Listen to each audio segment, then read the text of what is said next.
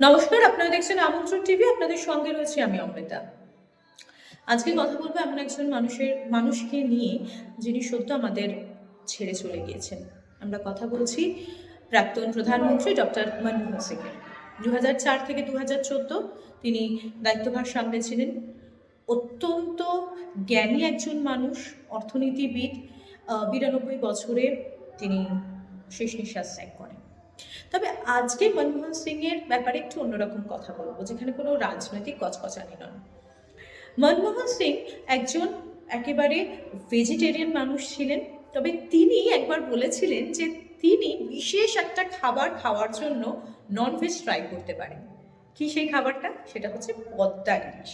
তিনি বাংলাদেশে গিয়েছিলেন বিশেষ এক কাজে, এবং সেখানকারই এক সাংসদের এক ইন্টারভিউ থেকে বিষয়টা জানা যায়। তিনি বলেছিলেন, মনমোহন সিং বলেছিলেন যে পদ্মার ইলিশ অত্যন্ত সুস্বাদু, এবং সেই পদ্মার ইলিশ দিয়ে নানান রকমের রেসিপি, নানা রকমের খাবার তৈরি হয় তিনি জানেন।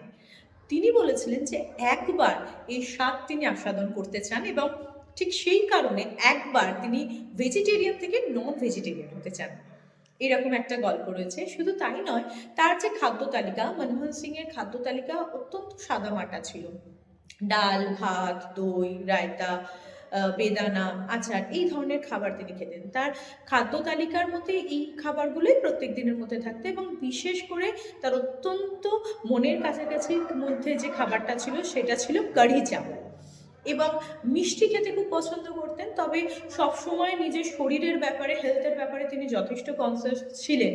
সেই কারণে খুব কড়া পাকের মিষ্টি খেতেন না। একটু হালকা সন্দেশ, এই ধরনের যে হালকা মিষ্টি, সেই ধরনের মিষ্টি খেতেন।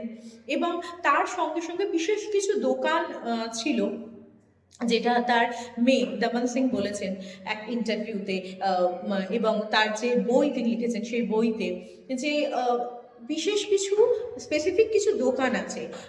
যেমন সাউথ ইন্ডিয়ান কিছু খেতে গেলে স্পেসিফিক একটা দোকান রয়েছে, মিষ্টি খেতে গেলে কিছু দোকান রয়েছে, সেইখান থেকে গিয়ে তারা খাবার খেতেন। এবং তিনি এটাও বলেছেন যে মনমোহন সিং নিজের শরীরের ব্যাপারে অত্যন্ত সচেতন ছিলেন, এবং সবসময় কোনো কিছু খাওয়ার সময় তিনি সেই বিষয়গুলোকে মাথায় রাখতেন।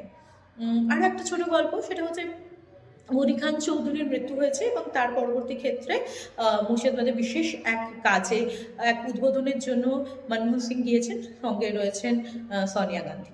সেখানে রূপোর থালাতে নানান রকমের খাবার তাকে খেতে দেওয়া হয়েছে। তবে প্রোটোকলের জন্য বানানো খাবার তাকে দেয়া হয়নি, কিন্তু তার ভেতরেও কিছু খাবার, যেমন প্যাকেজ কিছু কেক, ড্রাই ফ্রুটস, এই ধরনের খাবার তাকে সাজিয়ে দেওয়া হয়েছিল। তিনি শুধু ডাবের জল খেয়েছিলেন।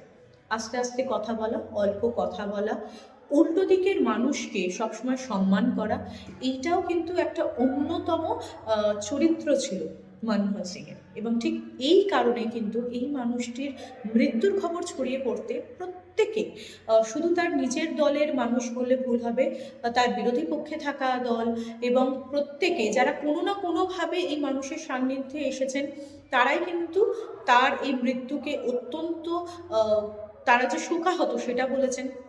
নরেন্দ্র মোদী ভারতের প্রধানমন্ত্রী হিসেবে তিনি বলেছেন যে দেশ এক শ্রেষ্ঠ নায়ককে হারালো।